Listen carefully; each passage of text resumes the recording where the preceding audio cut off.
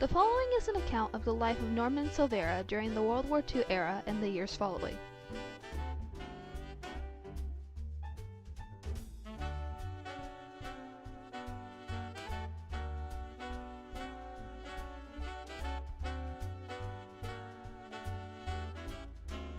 Norman Silviera was a young teenager when war broke out in Europe. Norman remembers in 1939 when the United States started shipping equipment to the British, stating that the United States was making supplies ready to ship even before that. Norman lived in Union City, California, the third youngest out of himself and three sisters. He attended Washington High in Fremont, graduating in 1941. After graduating, he worked for nearly a year in Richmond shipyards as a welder. As a young teenager, Norman remembers young men eager to go to war even before the United States entry. As war raged on, hatred grew towards Japanese, Italians, and Germans. The hatred built up in 1942 when President Roosevelt established Japanese concentration camps. In Norman's opinion, these camps were unjustified. If the Japanese were being interned, why not the Germans and Italians? Norman had a liking for the Japanese in the United States. His life was saved by one of his Japanese friends in his 8th grade year when Norman came close to drowning at Alm Rock. Norman was aware of the hatred towards all three nations and their peoples in the United States. You know, after a while, you didn't like any of them because they were fighting us and killing our men and creating problems. Yeah. So, you know, after a while, you didn't like any of them. But it wasn't the hatred that some of the older people had. Yeah. Public opinion on the war continued to sway until December 7, 1941, the bombing of Pearl Harbor. Norman remembers hearing the news of the sneak attack. He was in school at the time. Norman personally had no opinion on the war until the bombing of Pearl Harbor.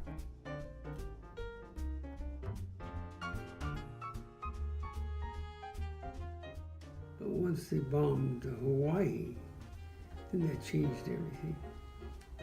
Because it was a sneak attack and they didn't know they were.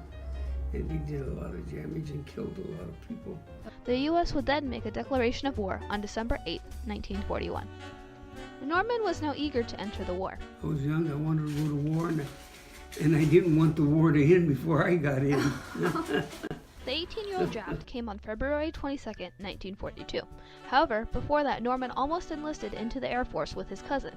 After being drafted, Norman was shipped to Montgomery and divided into one of many groups. His group was picked to go to Camp McCall, North Carolina, where they trained for a year. Later, the group was shipped overseas to New Guinea, where his training continued. Norman entered the Army, becoming a medic for the 11th Airborne Division, 1st Battalion, 187th Glider Infantry Regime. This included paratroopers and gliders. He served under Major General Joseph M. Swing and Commanding Officer Harry B. Hildebrand. Stationed in the Pacific, war was different than how it was in Europe. Okay.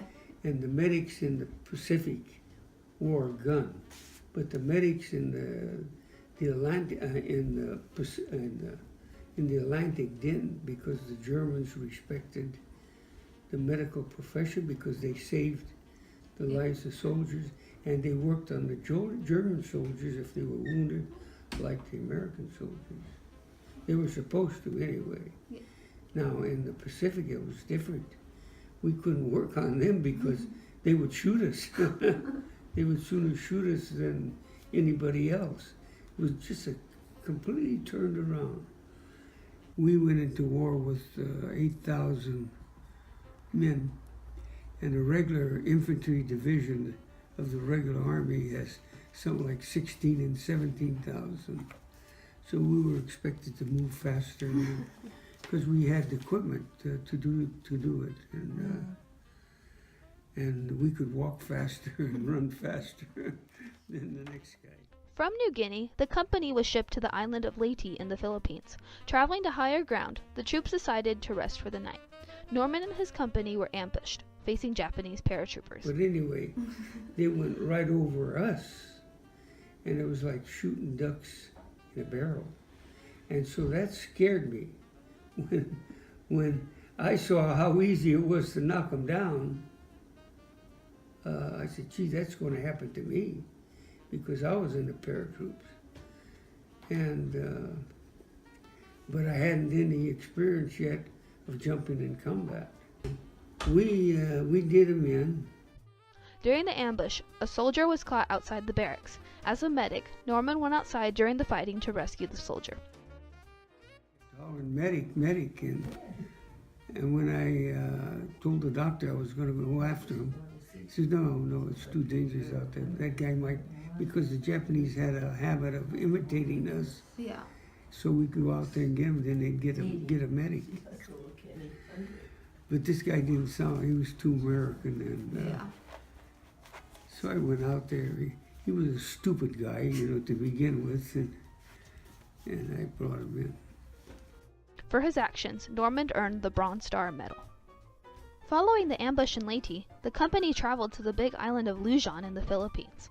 Once there, their goal was to take the airbase in Manila. We landed safely, and we had a road to go up. We called it was Tagaytay Ridge, and it was 90 miles away. But since our general was always in a hurry, we made a forced march up Tagaytay Ridge, and we ran into an ambush. And there we lost some of our medics and some of the infantry. But we had the general of artillery in support watching us as we went down the highway. He covered us with artillery, and he finally chased them away, and we just took the same hurry and went on to... Taking 2 hours to break through the ambush on Tagaytay Ridge, the company made their way to Manila. After successfully taking Manila, Norman's company MP'd the area until the dropping of the atomic bomb. Norman remembers fighting the Japanese. They had a will like no other when it came to war, fighting down to the last man, and that made them dangerous. He remembers kamikaze pilots who risked their own lives for their country. However, in the process, they destroyed many American ships and killed many men. The way they fought, you had to go after them. They didn't give up. Well, it wasn't like the Germans. The Germans would give up by the thousands if they got trapped, But not these guys. They would fight to the last man.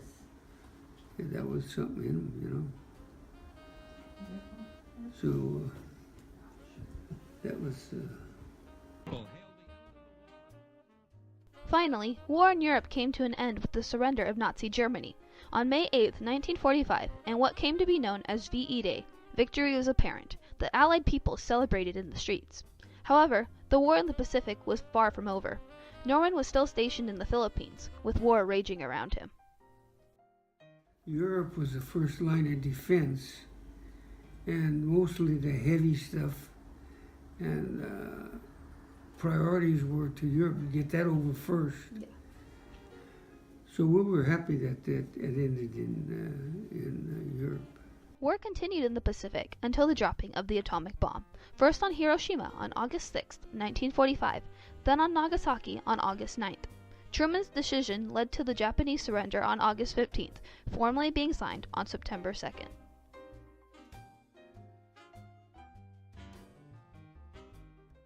We got the news that Truman had dropped the atomic bomb.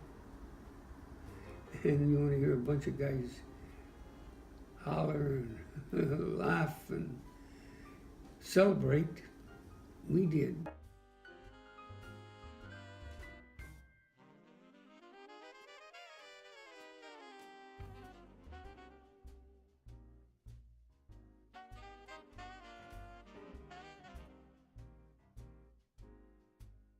Elated because we was 11th Airborne Division, and we were going to lead MacArthur into Japan.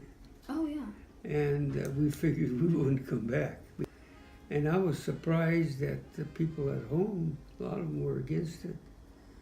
But I thought it saved a lot of people rather than, because had we landed there, a lot of Americans would have got killed, and a lot of Japanese would have got killed. I think more than the atomic bomb could have ever killed. And so therefore, I thought that it saved lives. Yeah. And it ended the war. It ended the war, and that was the nice part about it. Once the Japanese surrendered, Norman remembers MacArthur and the signing of the surrender with Japan. Prior to the bomb, Norman remembers MacArthur making plans to invade Japan.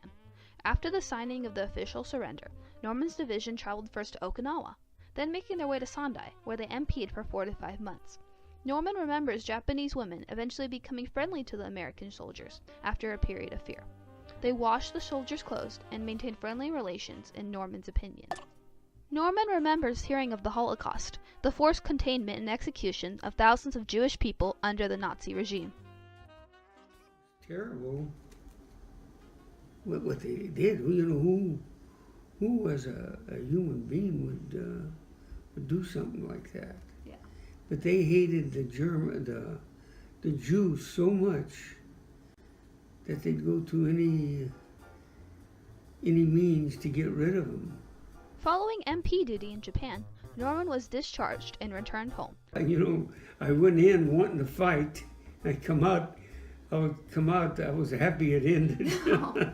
Your opinion changed. Oh, yeah. However, going home was not all it was cracked up to be. His bond with his fellow soldiers was strong. They became as close as brothers during their time in the service. And the funny part about going home, those guys in my division, especially my company, they became like brothers to you, real friends, real guys that I always wanted to go home, but when that time came, I hated to leave them behind because I left a little earlier than some of the others and they stayed behind. And that hurt me, you know. That's the way you became with them after a while, because you ate and slept with them day and night, and you protected them, they protected you, and From then on, every 2 years, the company made out of 128 men would meet to reconnect and remember old times. Those closest to Norman were elated for his discharge and surviving of the war.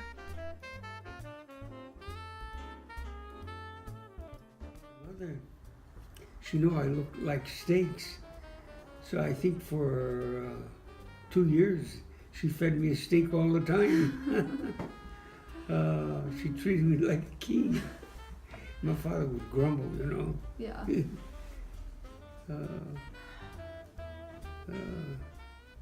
You know, they were very happy to see me come, and I was very happy to come back, you know.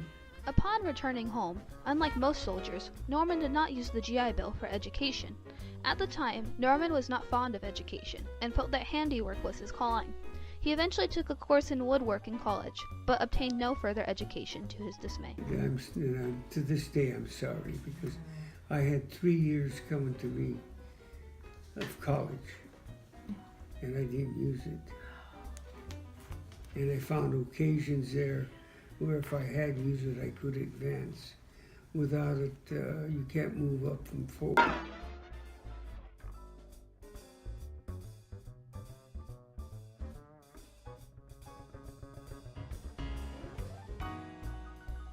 Norman describes the 6 months after returning home from war as a dangerous time in his life. Looking back upon his decisions today, he realizes how rowdy he and his friends were.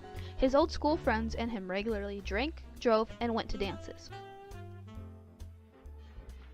We raised hell, and we'd go to dances and get drunk, and that was a dangerous life of ours. For the first 6 months, we drank too much, we sped with the cars too much, we did all that. Then I met my wife, and that was it. Norman met Bernice at a Saturday night dance at the Pavilion in Newark. At the dance, Bernice lied to Norman about her age, stating that she was 17 when in reality she was 16. Norman at the time was around 21. As they grew closer, Bernice's mom grew to dislike Norman. We had a dance in Alvarado, and her brother brought her over to me, and we made up and got married. So it ended as a nice story. Norman and Bernice were married for 66 long years, until her passing 3 years ago. Today, Norman is 94 years old, living in Brookdale Senior Living in Fremont, California. Out of the 128 men in his company, only 3 are alive today. Norman was able to travel to the World War II Memorial in Washington, D.C. 2 years ago. Local firemen raised almost $30,000 to give Norman and other World War II veterans an all-expenses-paid trip for 3 days. At the end of the interview, I asked Norman for any final opinions or experiences he would like to tell for expanding my knowledge on the concept of World War II. War is different than the movies. We were advancing into a bunch of toolies. Because there in the United States, you called us pill rollers and every name you could. They didn't like us. But in war, they wouldn't go any place without a medic. So our first medic got wounded, and I took his place. And we marching into a bunch of toolies, and one guy got wounded. And the first thing the soldiers, in the war, you see them charging. They come running all out of the toolies. Medic, go get this guy. I says, like hell I will. You're going to go with me or I don't go at all. It was big, high toolies. And I wasn't going to go in there by themselves. Some guys had mortars. And I'm not ashamed to say it because the movies portrayed it as such a, and there is guys that did that, but it's a very rare thing. Lady, we had American soldiers, believe it or not, from an army camp, running all over the place. And it's the middle of the night, and their shorts. They got so scared people portrayed American soldiers as all being brave. There is some that are real brave, and they deserve what they get. But there's a lot of them that their life comes, and you can't blame them. You can't blame them. They want a chance to be able to come home, and on a no-win situation, it would be stupid to really take it. And movies don't portray that. Yeah, I don't. I haven't seen one that did. Well, sometimes you have to have a war. Remember, when we go to war, we should win it or get out.